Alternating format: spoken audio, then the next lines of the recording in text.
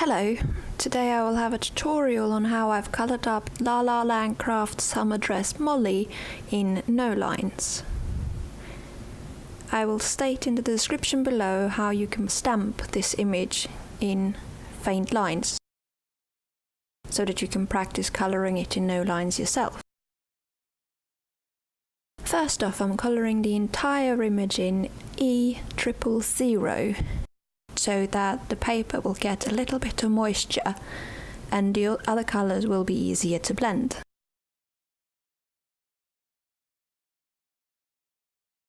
Then I take my E15 and I draw like an outline around the hairline and other parts of the image where I want the cast shadows and other shadows to be.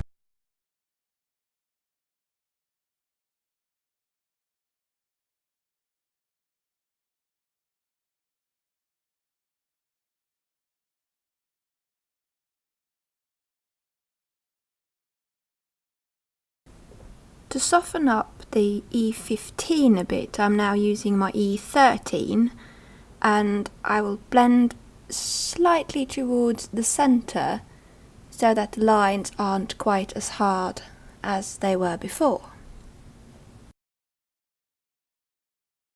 I do the same with my E02.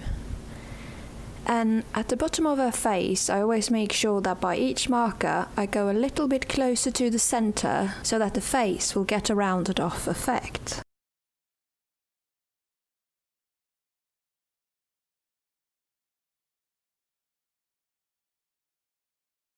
With my E00, I go a bit further in towards the centre. As this is the second lightest marker, you can use quite a bit more of it, and then to make sure it blends nicely with the E000, you just go over the edges with that marker again. And to get a slightly pink hue to the cheeks, you can use R20 and then blend that out with the E000, again always towards the centre.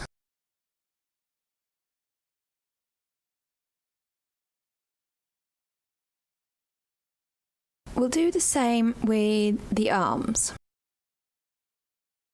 and chest. First we wetten the image with the E000.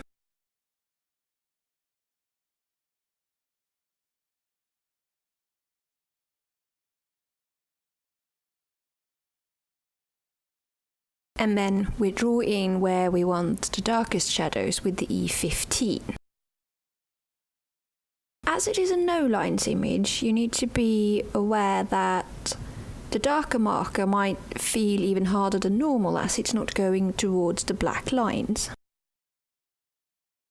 And you also need to make sure that when you use the lighter markers, in order for you to get an arm, for example, rounded off, you can't really have the lightest colour all the way to the edge as it will blend off into nothing. It's better to have a slightly darker colour just on the edge to set off the arm a bit more.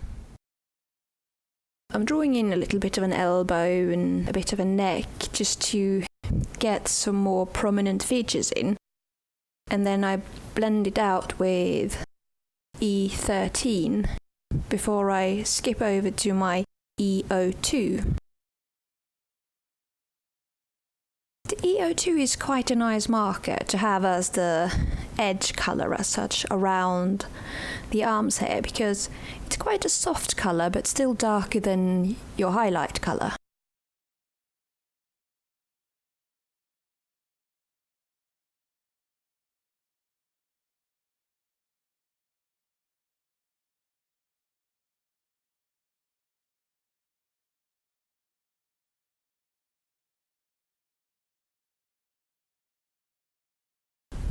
Once again, we use the E00 to blend towards the centre, and after that we'll go over with the E000 to make sure that it all blends nicely together.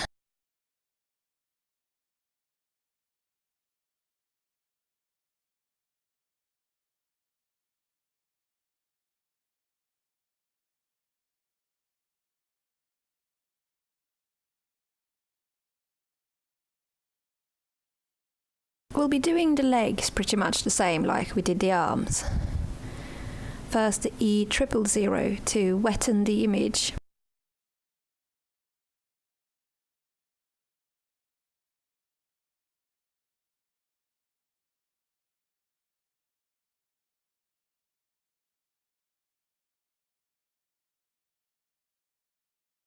Then the E15 to draw in the darkest shadows. I'm also trying to draw in a little bit of an ankle here.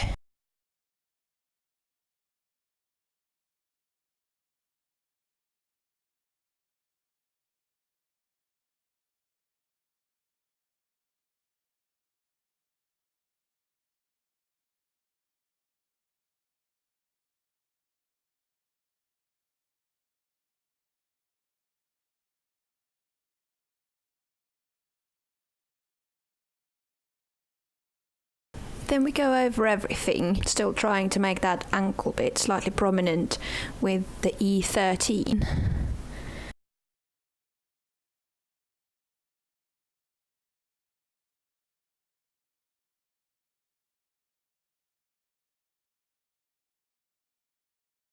And as we did before, we'll use the E02 to draw a sort of outline around the lighter part of the legs as well as blending out the darker areas.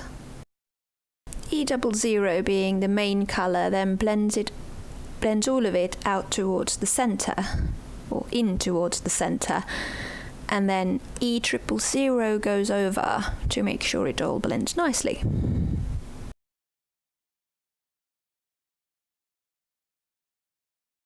And the legs are done. To draw in the facial features like the nose and the eyebrows, used E25. It is a medium colour brown. I've also used this marker to draw in the eyelashes and basically just going over where that line is in the image itself.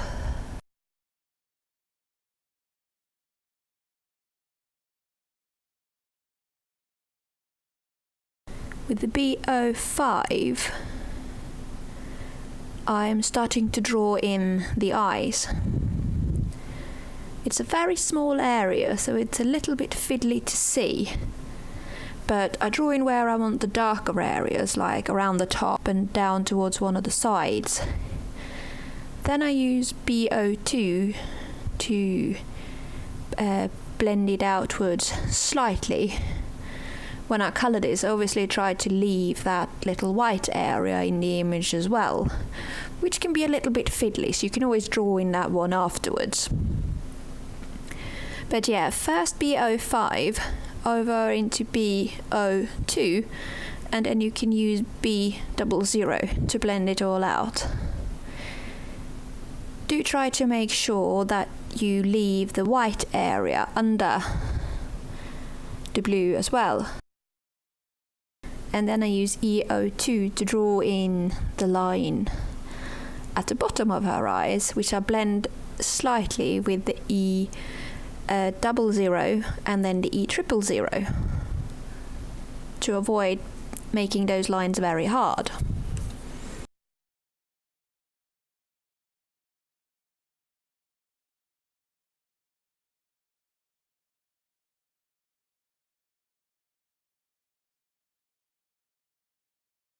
I'm using the R22 to draw in the outline for her mouth and lips, and then I fill it in with my R20.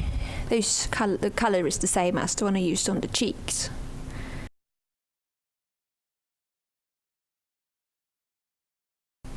I've decided to go for a blonde hair on this one, so I'm going to use my E40 series.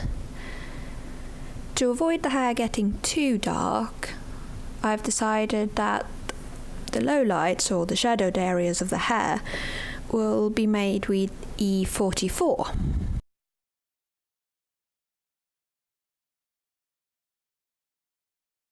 To try to separate the areas of the hair, I'm drawing around the lower edges of the hair where you can see it separated in the image itself, as well as drawing a couple of strands so that you're not making just a big block of hair.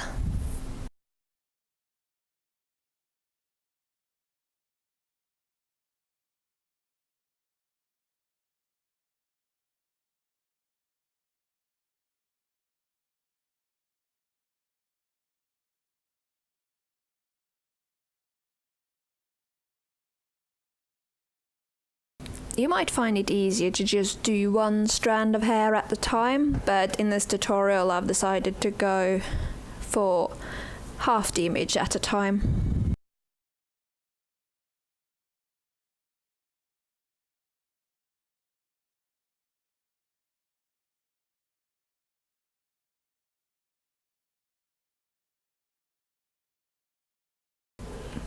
When you're making these strands of hair, it's probably easier for you if you actually turn the image around so that you can do the flicks in the direction that you are used to. But for the purpose of the tutorial, I've tried to keep the image fairly still so that everything should be reasonably easy to see. With E43, I'm going over the areas that I've already coloured and making the strands a little bit longer so that they are sort of fading outwards a bit. And if I've decided that I want a few more strands, I draw them in with this marker.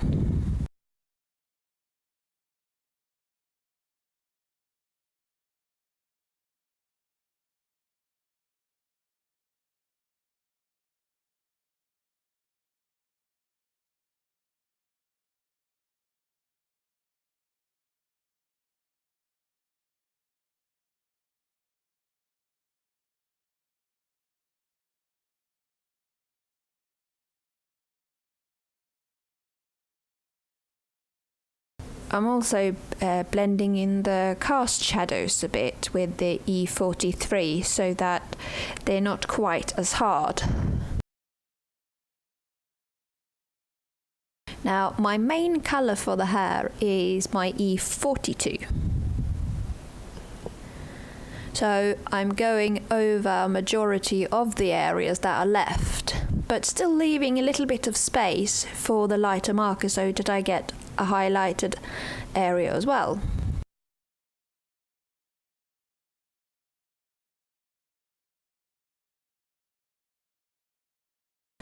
As it is a no lines image, I don't want the highlighted area to be the most outwards part, so I make sure that I sort of draw in the outline with the main marker. A little bit like I did with the E02 when I was doing the skin colour.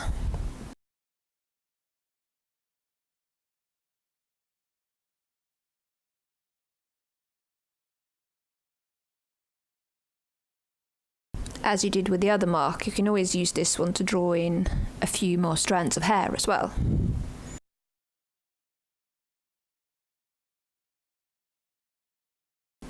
And now I'm just going over the highlighted areas with my E41 marker.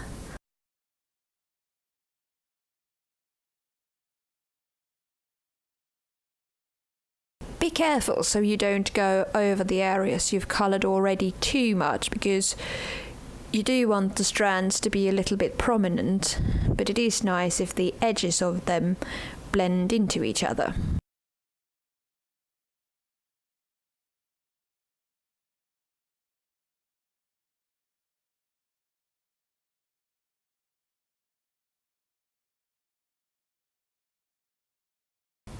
We're going to do the exact same thing on the other half of the hair as well.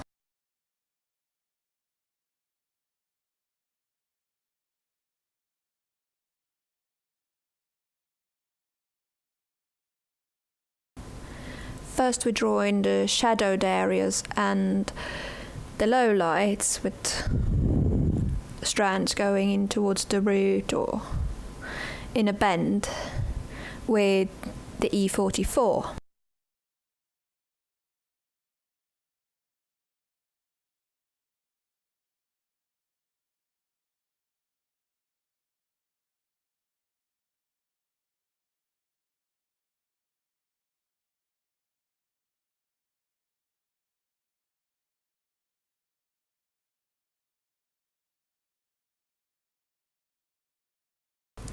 Then we sort of thicken up those areas and make them a little bit longer using the E43 marker.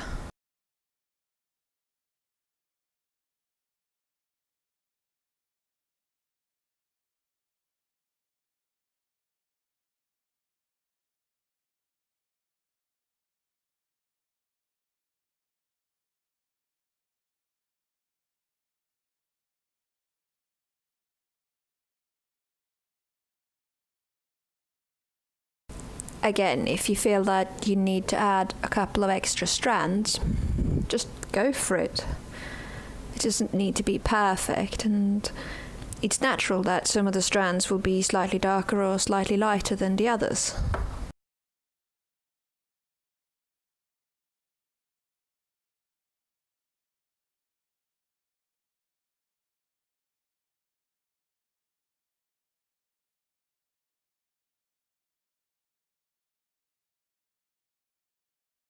The main marker for the hair, the E42, we use to go over the majority of the area that is left, and also obviously blending it slightly towards what we've already done so that the lines aren't that hard.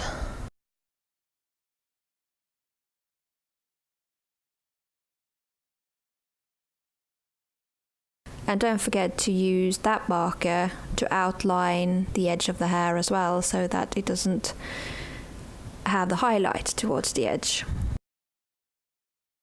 And the areas you have left, you go over with your E41. Just blend slightly in towards the E42 that you already did, but you don't want it blending too much, as I said, because then it will all look wishy-washy rather than prominent strands of hair being separated.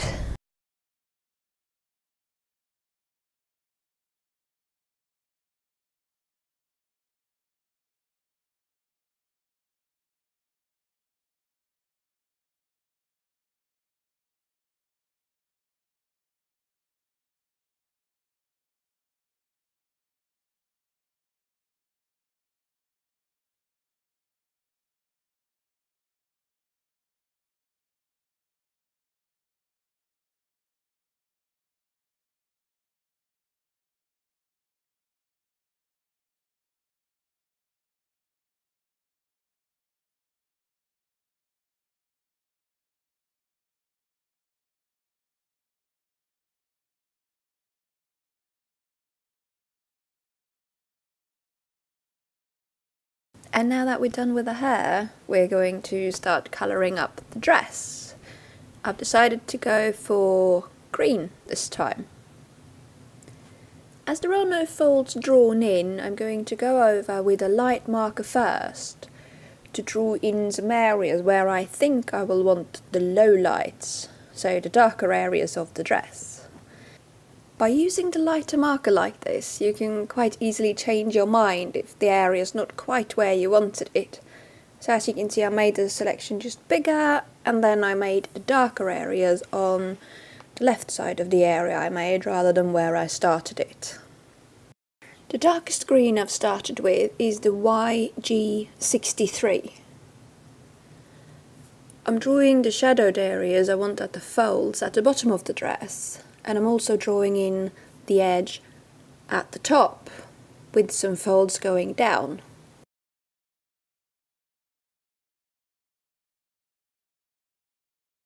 I then blend the YG63 with my G82. I do this on both sides of the darker area at the bottom and only on one side at the top.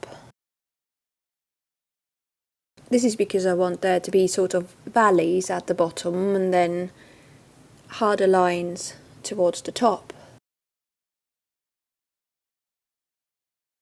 The main marker for the dress is the G21, so I use quite a lot of that to blend outwards from what I've already coloured, obviously going over that area a little bit as well so that it will blend out nicely.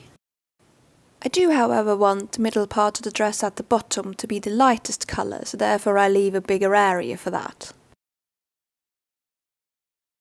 As we know, this is a no lines image, so To avoid using the lighter markers at the edge, I've used the second lightest.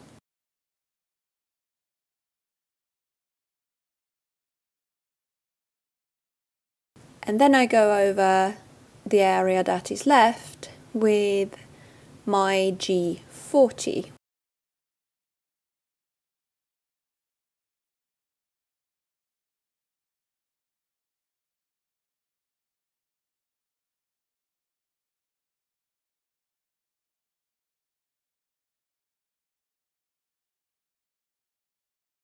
To make sure that the shadowed areas stay reasonably prominent, I've gone over them again with the YG63 before going over the second darkest area with the G82.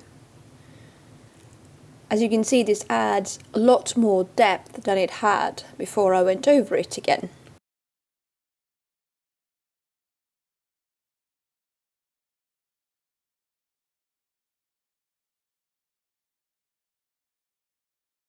I then once again blend this with my G21, going towards the centre, but obviously also going over the G82 area again, so that it will blend the colours together.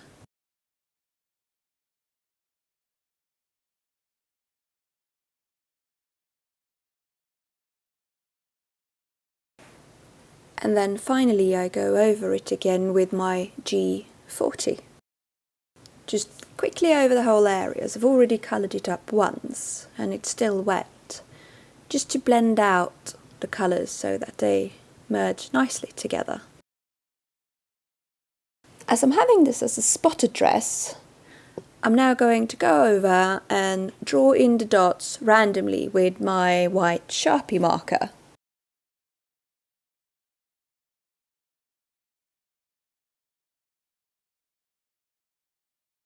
I find these things generally look better if you don't attempt to make a pattern with it, so just put the dots wherever.